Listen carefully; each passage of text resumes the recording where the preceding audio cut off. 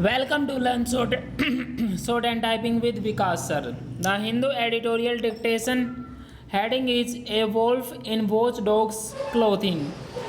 Student ये article आपका कल वाला है ये और आज हमारा हिंदू न्यूज़पेपर नहीं आया है, इसलिए हम कल वाला आर्टिकल डिस्कस करेंगे। इसमें आपके 2000 वर्ड्स हैं। इसकी हेडिंग देख लेते हैं। ए वोल्फ का मीनिंग क्या होता है आपका? वोल्फ का मीनिंग होता है भेड़िया। इन वॉच डॉग्स मीन्स मतलब एक कोई जैसे वॉच डॉग उसको बोल देते हैं हम, जैसे कोई भी हमारी बिल्डिंग के बाहर है, मतलब कोई भी निगरानी रखता है, घर की निगरानी रखता है या किसी गार्डन की निगरानी करता है, that is called watch dogs clothing. मतलब ये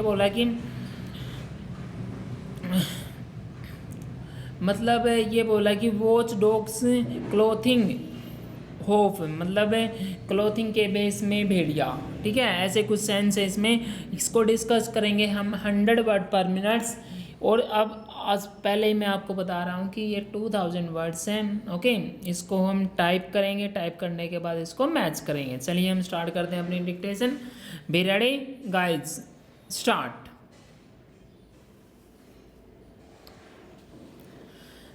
The new rules introduced by the center last week to regulate all types of digital platforms with the idea of redressing user grievances and ensuring compliance with the law are deeply unsettling, as they will end up giving the government a good deal of leverage over online news publishers and intermediaries.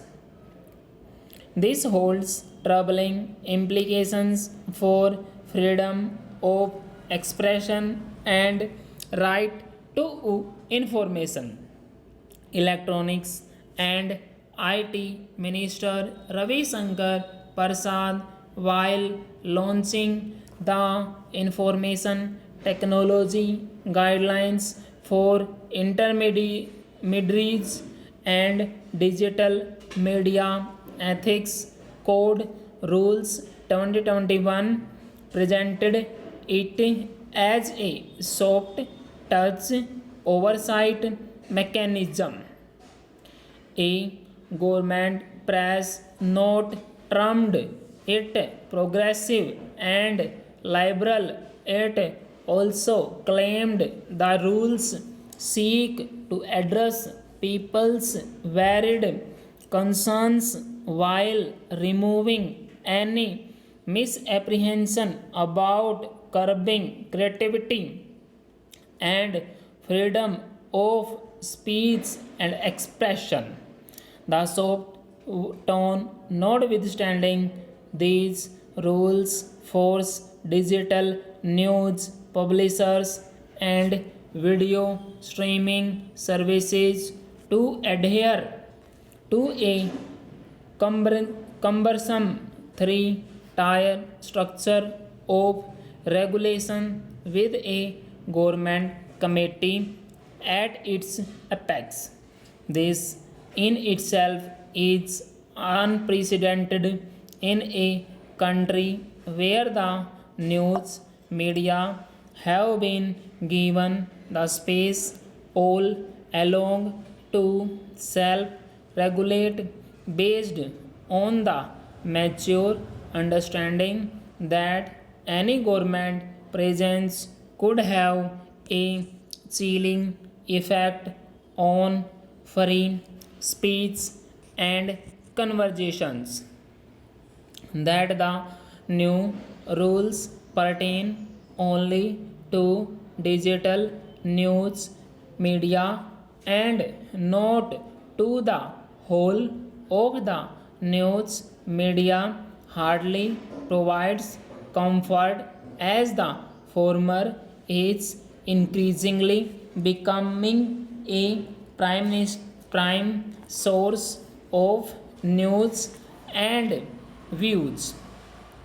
Further, it is of significant concerned that the preview of the IT Act 2000 has been expanded to bring digital news media under its regulatory ambit without legislative action, which digital liberties organizations such as the Internet Freedom Foundation have flagged.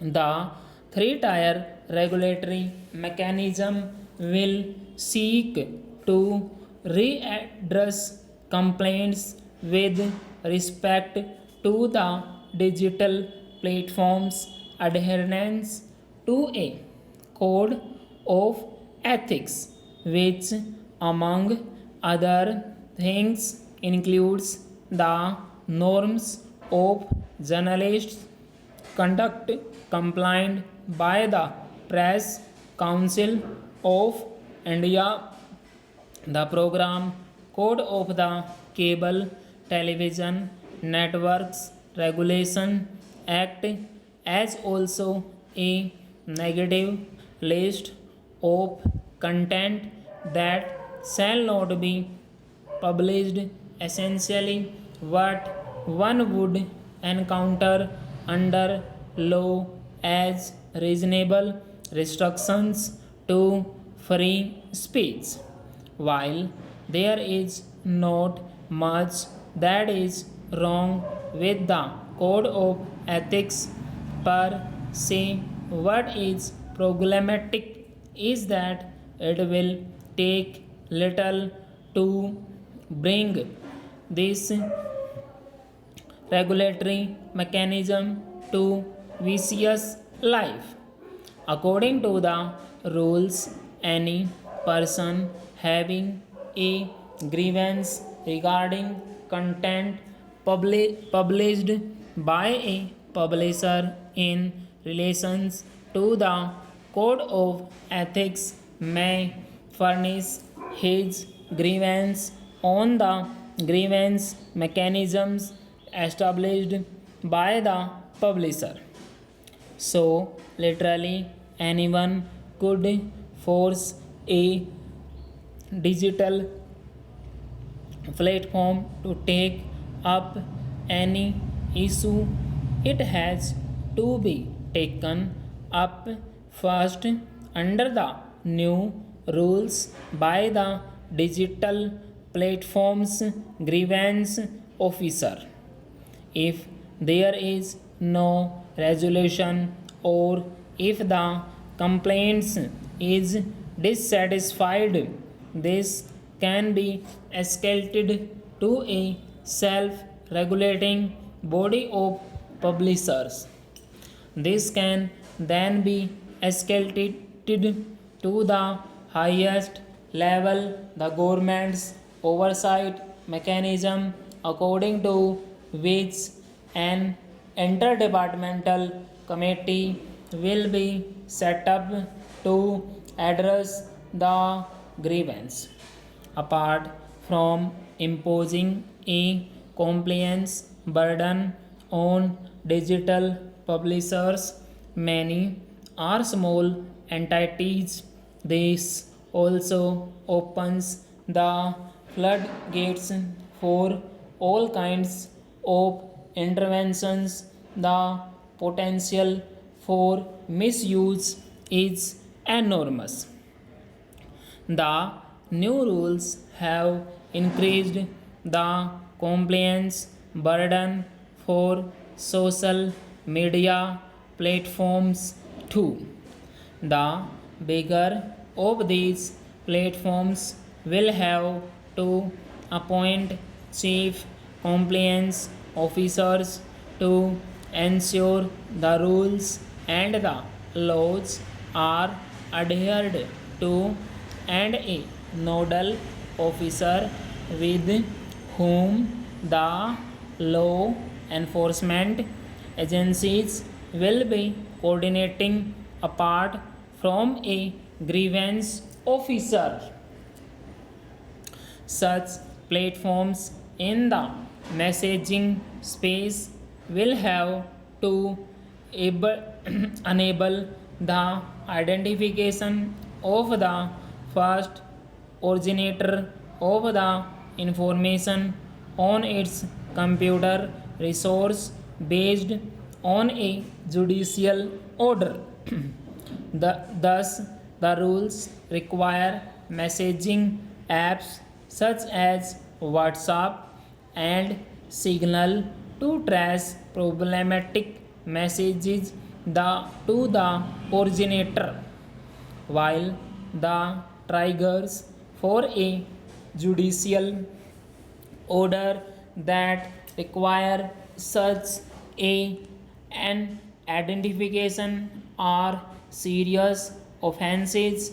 It raises uneasy questions about how such apps will be able to adhere to such orders as their messages are encrypted end to end.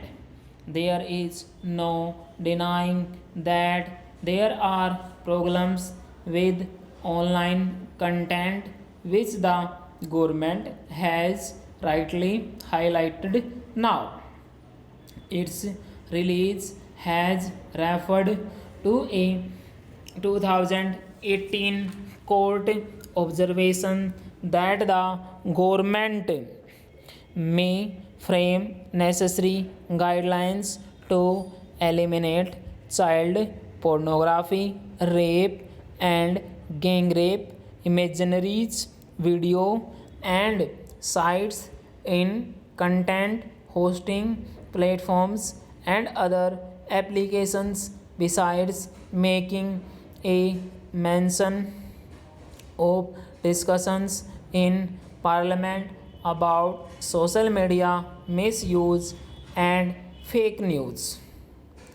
Some amount of tightening of policy is inevitable given new challenges, but it would be wrong to imagine that implanting itself in the grievance redress process or by making platforms share more information the government can solve these problems. It could prove counterproductive in a country where the citizens still do not have a data privacy law to guard themselves against excesses committed by any party. Regulation has an important place in the scheme of things, and no one advocates giving a free pass to the digital platforms. But then, as this newspaper argued earlier, the laws to combat unlawful content are already in place. What is required is their uniform application. It is also far from reassuring that this government has had an uneasy, sometimes unpleasant relationship with media in general. The appetite for criticism, so vital in a democracy, is just not there. Some weeks ago, the government had a run in with Twitter after it defined orders to ban certain hashtags and handles. And given an environment where people are sensitive to content, the regulatory mechanisms could become an operational nightmare. Hordes, the casualties could be creativity and freedom of expression. The government would like to see itself as a watchdog of digital content in the larger public interest, but it comes across as a predator. Full stop. Student ये आपके 2000 word के something है, इसको आप type कीजिए, type करने के बाद इसको मैच कीजिए। इस आर्टिकल में आपका कुछ भी इसने डिफ़िकल्ट वर्ड नहीं है जो आप इसमें टाइप ना कर सको या आपको जो इसकी आउटलाइन ना बनानी आती हो। ठीक है, आप इसको टाइप कीजिए, टाइप करने के बाद इसको मैच कीजिए। अगर आपको वीडियो अच्छी लगती है, सेशन अच्छा लगता है तो वीडियो को लाइक कीजिए, वीडियो को सपोर्ट कीजिए और चैनल को सब्सक्राइब करना ना भूलें। Thank you very much, have a good day.